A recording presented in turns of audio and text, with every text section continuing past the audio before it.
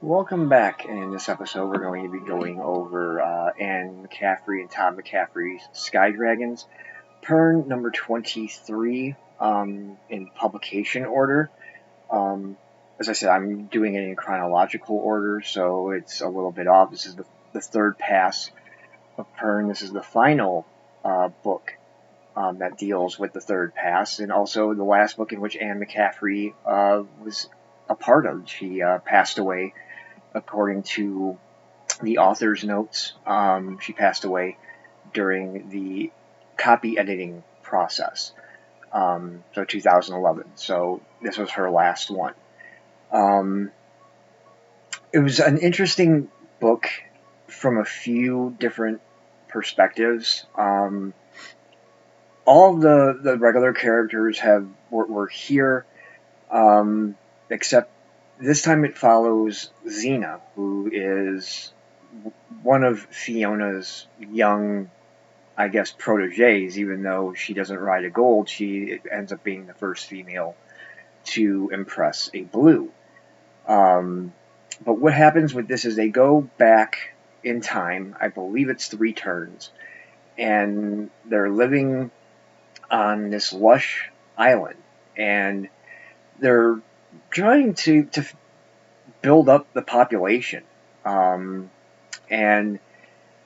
they all they have really are blues and greens, but they find that the blues are able to actually have clutches. They're able to have mating flights, lay eggs, and there's actually a few queens that come out of them. So really, this book is more around the secondary characters. Fiona and Kindon are there. Kindon now has his own dragon, so he's now Kadan, which is another thing I thought was kind of weird too, is that only the male riders have their names shortened. The females, even the now in this one, the non-gold riders, because it pretty much was that the female riders were pretty much the gold. They rode the gold dragons, the queens.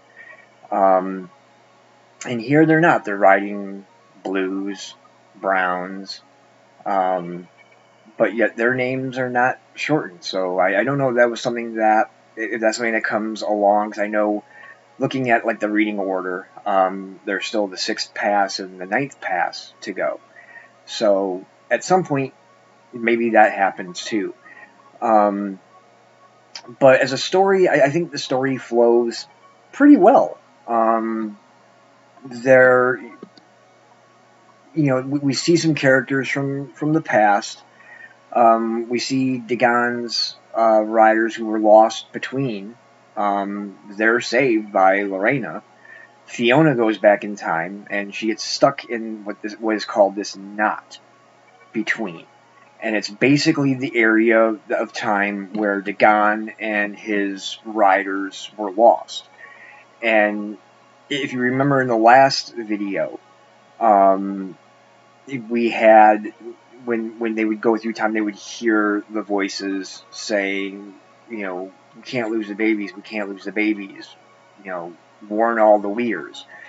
Well, that's what it is. We knew that the warn all the weirs was basically Dagon and his riders being lost. The we can't lose the babies was Fiona being lost in the between.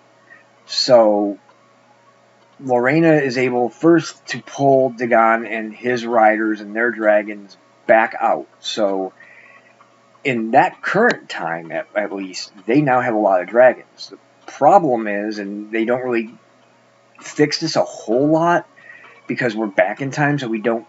This book isn't one that goes back and forth the way Todd's did. But Dagon expected to still be weir leader of Telgar, and didn't like the fact that Tamar and Fiona were running the weir, and that he was going to have to get used to that in a way. Also, there's different dynamics, at least in this one too, where in this back in time area, after the initial, there's a bit of a clash that happens in the beginning. Once you get past that, and we see all the other riders, Tamar and Fiona and Lorena, they all go back in time to this island time, and it's just really weird. I mean, throughout this whole third pass, they're jumping all over time, and you don't know where now they're at. They're like in 4 different places at once. But this book focuses on at least these 3 turns in the past.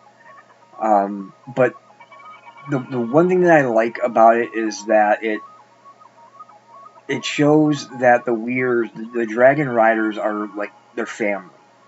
They become brothers and sisters. A lot like our military. They become brothers and sisters, even mothers and fathers to other dragon riders' kids, which I find is interesting. Well, we got a few kids. What's one more? We'll take them on as well, which kind of makes sense considering you're putting your life on the line with these riders. Every single fall that you're fighting. So that's the other thing, is that they're looking to do some searching for thread, and to try to map out how thread's going to fall along the aisles, because they still have basically another turn or so. A lot of it is kind of skipped. 8 months is skipped when it goes to the epilogue. But there's, I guess, the one thing that I would say, and that detracted from it a little bit, that 8-month skip. I mean, what happens during that time? I mean, yes, they repopulate. They've got over 2,000 dragons coming back in time. But it ends so quick. The ending is basically them going between, like, back to where they're going, which is just going to be just after the dragon sickness is cured, after Dagon and his riders get lost between. So now you're going to have the Weirs fully populated again. And I get that that's kind of says, okay, this is how this pass ends. And maybe, I don't know, maybe they had an idea to write another book after this, but Anne's passing kind of took that idea away. But it just, the ending, considering, I mean, this third pass was 9 books, 8 or 9 books. The ending just seemed kind of incomplete to me. I think if they were to mention how what was going on with some of the characters, like, we only know Xena flew 11 falls. There's stripes on her arm. 10 on one, 1 on the other, and it says that each stripe, it represents a fall that she fought. But we don't know anything about anybody else. Where are they going? What Weir are they going to? It got to the point where Tamar was in a different Weir than Fiona. So are they going back to Telgar? And what about Kadan? Is he going to be a Weir leader, or is Tamar going to take over? We don't know. There's a lot that is left unanswered, and I know there are probably people that are like, you know what, just let your imagination make the endings for you. The problem is that there's so many characters that we've been introduced to over these 8 or 9 books that it's a lot of conclusions to draw on your own. And in that sense, I think it felt to me, it left it a little bit, it left it incomplete. So I gave it 4 stars for Goodreads. I thought it was good, but I think the ending was just that incompleteness detracted that 5th star. and I would have loved to have given it 5 stars. I mean, so far I'm really enjoying the series. Todd's books were a little on that side. But now going into the 6th pass and the 9th pass, it's going to be the old classic and books that I haven't read yet.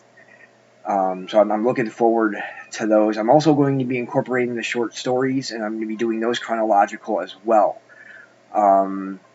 as they fall in. So the stuff that's in, The Gift of Dragons, those stories will be read chronological and reviewed chronologically.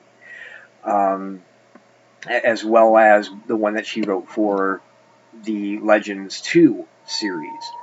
So, I'm looking forward to those. So, yeah, 4 stars on Goodreads. As always, please like, subscribe, hit the notification button, turn that on so you can find out when the new videos come on out.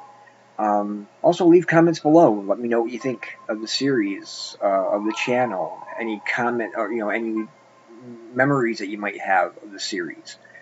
But no spoilers, please, again.